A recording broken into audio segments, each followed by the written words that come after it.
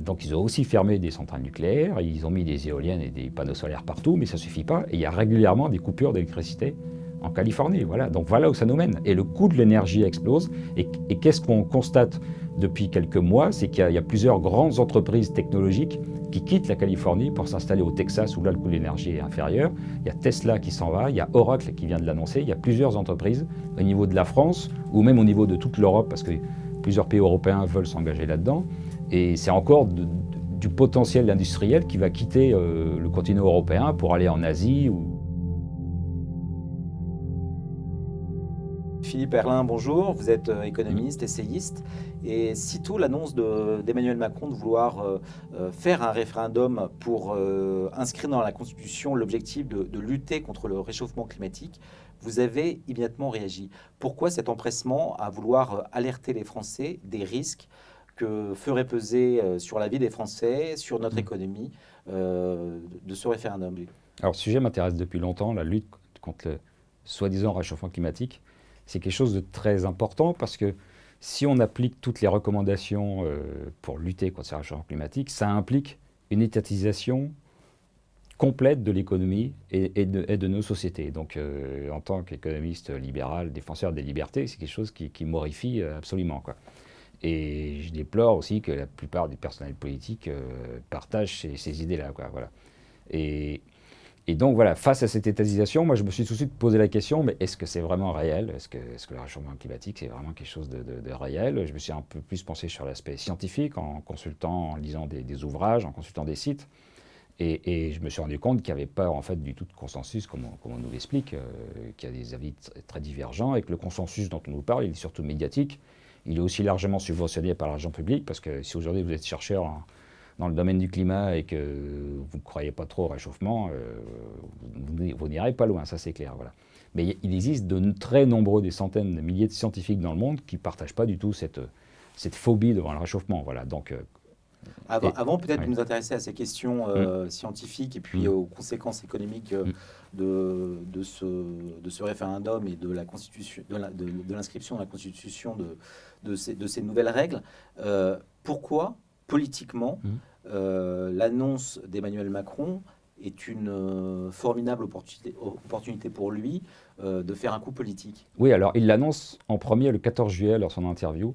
Moi, dès ce moment-là, je vois l'intérêt politique qui est pour moi assez clair, c'est-à-dire qu'il faut voir, si on se replace dans le contexte de politique politicienne vraiment, la République En Marche a fait d'assez bonnes élections européennes, mais ensuite les élections municipales ont été assez catastrophiques. Elle n'a gagné aucune grande ville, elle a même perdu Lyon, et puis les régionales qui s'annoncent sont pas forcément très engageantes, a priori ils ne gagneront aucune région. Donc c'est un peu difficile pour le président de se présenter aux élections présidentielles avec un parti qui vient d'essuyer 2 défaites.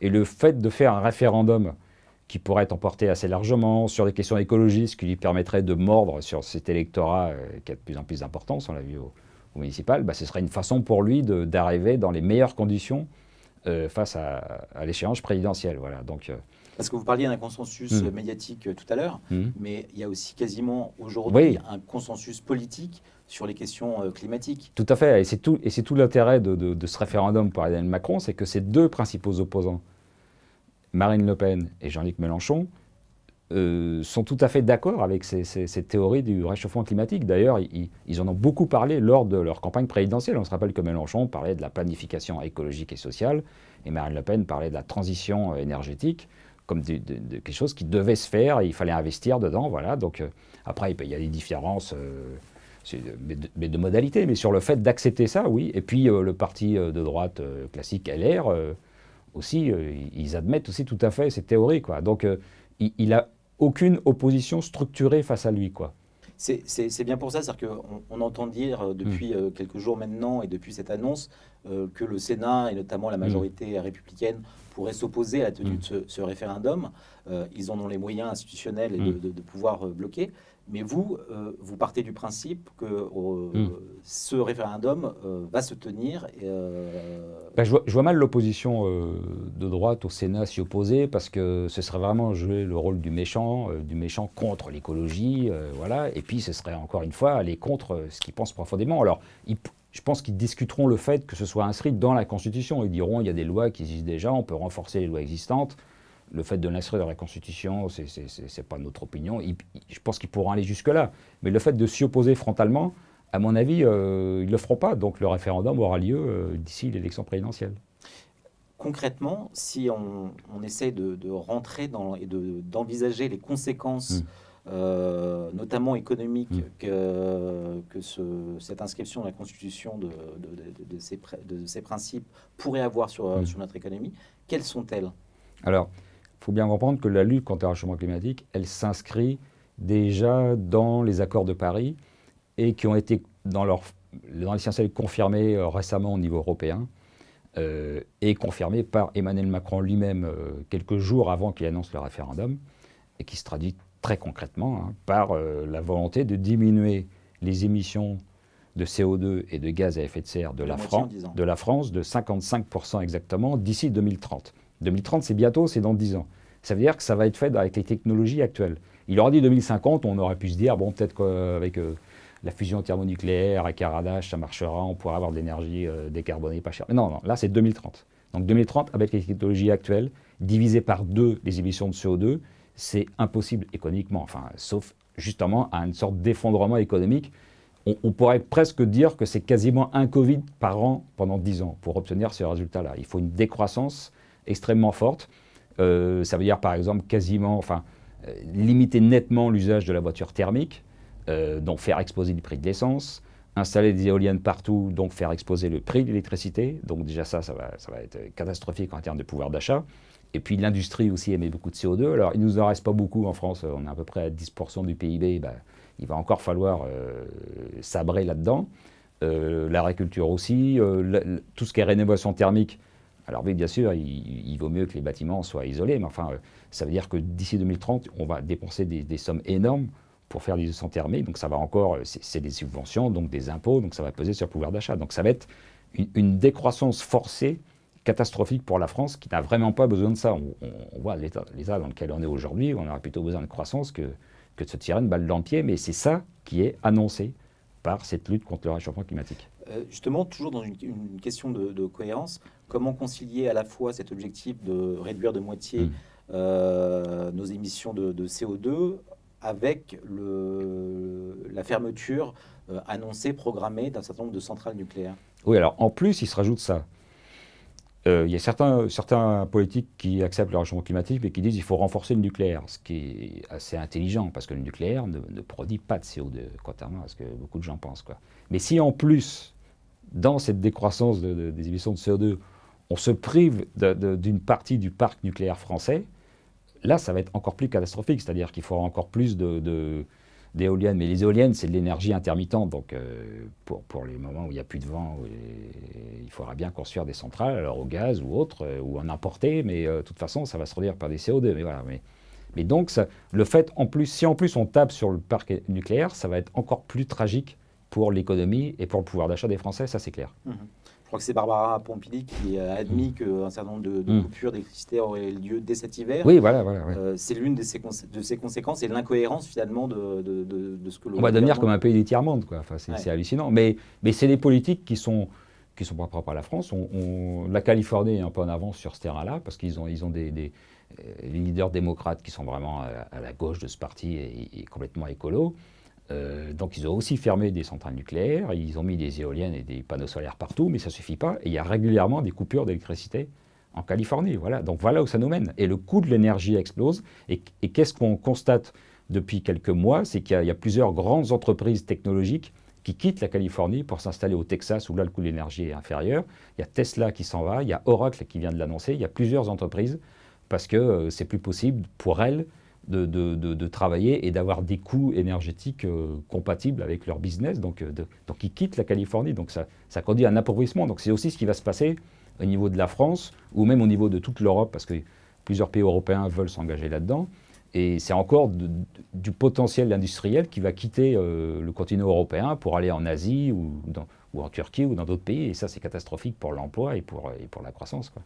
Vous n'êtes pas scientifique, mais ça ne vous empêche pas de vous intéresser notamment aux travaux de ce qu'on appelle les climato-réalistes et que un certain nombre de médias appellent les climato-sceptiques. Mais voilà, il y a quelque chose d'intéressant qui s'est produit pendant le confinement. Et qui n'a pas été ni tellement analysé, ni tellement communiqué, c'est le fait que le confinement a permis la baisse des émissions de CO2. Des émissions de CO2, et pour autant... Et on ne l'a pas vu dans les chiffres. C'est ça qui est très intéressant, c'est que normalement, ce qui se passe en ce moment aurait dû nous guérir de cette théorie fumeuse, c'est que les émissions de CO2, ça s'était mesuré en 2020 au niveau mondial, d'origine humaine, les émissions humaines, ont diminué de 8%. 8%, c'est le chiffre qui est recommandé par l'accord de Paris. C'est-à-dire de diminuer de 8% tous les ans. Donc on se rend compte au passage de l'effort que ça représente. Donc ça a diminué de 8%. Mais on a mesuré la teneur en CO2 de l'atmosphère terrestre. Et on s'est rendu compte qu'elle n'a pas bougé. Alors pourquoi ?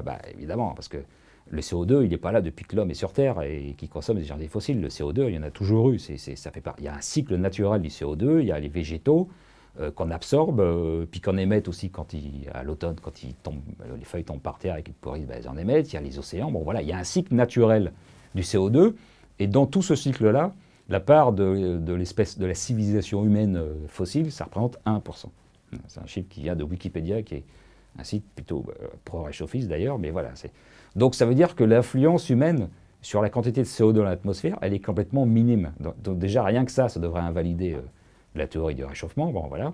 Mais voilà, donc ça a été une preuve concrète que si on suit réellement ce que dit l'accord de Paris, ça n'a aucun effet sur la teneur en CO2 et donc sur la température. Donc on devrait dire rideau, on arrête, mais voilà. Mais il y a des écologistes qui par rapport à ça, ont dit oui, mais en fait, il faudrait faire ça plusieurs années pour que ça ait vraiment de l'effet. Bon, enfin, ça devient n'importe quoi, enfin, c'est plus sérieux, quoi. On comprend bien que politiquement, il ne faut pas attendre ni des oppositions, ni de personnes d'ailleurs, que quelqu'un prenne la tête du combat contre le référendum que veut initier le président de la République. C'est pour ça qu'aujourd'hui, vous et peut-être quelques autres, vous essayez de vous emparer de ce sujet et d'alerter les Français des dangers qu'aurait ce texte. Tout à fait. Moi, dès une semaine, 7 jours après la déclaration de Macron le 14 juillet, j'ai lancé un blog, référendum CO2 non.fr, voilà, où j'ai publié un certain nombre d'articles pour m'inspirant de ce qui est fait par les scientifiques et puis suivre l'actualité de ce référendum qui était un peu éventuel. Maintenant, on sait que c'est sûr. Enfin, il y a encore la question des calendriers, c'est vrai, mais on sait qu'il est sûr. Et pour alerter, et bon, il y a plusieurs initiatives qui existent. Il y a des auteurs, comme par exemple François Gervais, qui a publié un livre qui a très bien marché, L'urgence climatique est un leurre, bon, qui a eu suivi de l'effet. Il a fait des conférences. Il y a le site climato-réaliste.fr. Il y a d'autres personnalités qui s'expriment et qui cherchent à donner un peu de contenu scientifique et à calmer cette idéologie un peu délirante où il faudrait tout d'un coup complètement changer notre économie et pour l'étatiser complètement. Voilà, donc il y a quelques voix qui s'élèvent. Il faut espérer qu'à l'occasion de ce référendum, elles se fassent mieux entendre, qu'il y ait plus qu'il y ait une sorte d'émergence de personnalités qui disent mais non, c'est pas possible, quoi. Il faut espérer que les Français se posent des questions, vraiment. Il faut espérer que les responsables politiques qui jusqu'ici acceptaient le réchauffement climatique prennent le temps de se pencher sur le sujet. C'est leur métier, hein. Donc il faudra qu'ils fassent un peu cet effort et qu'ils puissent aussi accepter de changer d'avis. On a le droit de changer d'avis, hein. Quand il s'agit d'un référendum, voilà, on fait le point sur la situation et voilà, on peut espérer qu'il y ait des responsables politiques, médiatiques et dans les profondeurs du peuple français, des gens qui émergent et qui disent non, on peut pas aller vers ça parce que ça va être catastrophique, quoi. En tout cas, si ces questions climatiques sont disputées, pour vous, l'une des certitudes, c'est que les conséquences économiques seraient absolument dévastatrices pour la France et pour... Oui, tout à fait, parce que bon, le sujet scientifique, on peut le discuter, mais ceci dit, moi je dis toujours, attendez, il n'y a pas de preuve scientifique du réchauffement. Je mets au défi quiconque de m'apporter la preuve. Je suis tranquille, je sais qu'il n'y a pas de preuve scientifique. C'est pour ça qu'on parle de consensus, d'ailleurs. Le fait qu'on parle de consensus, déjà, ça veut dire qu'il n'y a pas d'éléments scientifiques probants. Il y a juste une communauté scientifique qui pense que, voilà, mais c'est pas le cas réellement, quoi. Donc voilà, et quand on se penche sur le sujet, on voit bien que c'est pas le cas. Donc voilà, mais même au-delà de ça, même au-delà de ça, les conséquences économiques, moi c'est plus ce qui m'intéresse comme je suis économiste, elles seraient dévastatrices. C'est quasiment un Covid tous les ans, quoi. Donc c'est pas possible c'est pas possible, c'est pas envisageable. Ce serait l'effacement économique de l'Europe sur la scène mondiale, parce que les autres pays, il y a quasiment qu'en Europe où on est comme ça. Bon, aux États-Unis, Trump plaît pas, Biden malheureusement est dans cette idéologie, donc ça risque d'être un peu difficile pour les Américains. Mais en Chine, par exemple, ils le disent en apparence parce qu'ils nous vendent des éoliennes et des panneaux solaires, mais les Chinois, ils construisent des centrales au charbon quasiment toutes les semaines, quoi. Donc, et l'Inde, c'est pareil. D'ailleurs, ce qu'il faut savoir, les gens le savent peu, mais dans l'accord de Paris, la Chine et l'Inde ont obtenu de pouvoir continuer à augmenter leurs émissions de CO2 jusqu'en 2030. Donc, j'ai rien que ça invalide l'effort que peut faire la France, parce que la France, elle pèse moins de 1% des émissions de CO2 dans le monde. Voilà. Donc c'est complètement mangé par l'augmentation de la Chine et de l'Inde. Donc voilà, ça n'a aucun sens économique et je dirais même rationnel de s'engager là-dedans. En tout cas, pour poursuivre ces objectifs, on a déjà entrevu les conséquences économiques que cela aurait, mais vous expliquez, et je crois que c'était notamment ce que vous décriviez dans l'un de vos derniers essais, c'est que ça suppose de passer par l'émergence de ce que vous appelez un éco-totalitarisme qui est indispensable pour qu'on arrive à ce résultat-là. Oui, parce qu'il faut se poser la question, mais pourquoi ça a autant de succès? Pourquoi c'est une théorie fumeuse comme ça a autant de succès, notamment en France? C'est parce que le réchauffement climatique, c'est un argument imparable pour justifier l'intervention de l'État dans tous les domaines de la vie. Transport, habitation, industrie, agriculture, partout. Et là, l'État peut se mettre à tout réglementer, à tout subventionner. Et en France, on adore ça, hein, quelle que soit la couleur politique, hein, de Marine Le Pen à Mélenchon, en passant par LR et République En Marche, on a une telle vénération de l'État en France que dès qu'on peut se mettre à tout réglementer, on adore ça. On a une bureaucratie qui est la championne du monde pour ça. Et c'est pour ça que ça a autant de succès en France et aussi plus largement en Europe où l'intervention de l'État est très importante, voilà. Donc c'est pour ça, c'est ça la vraie raison.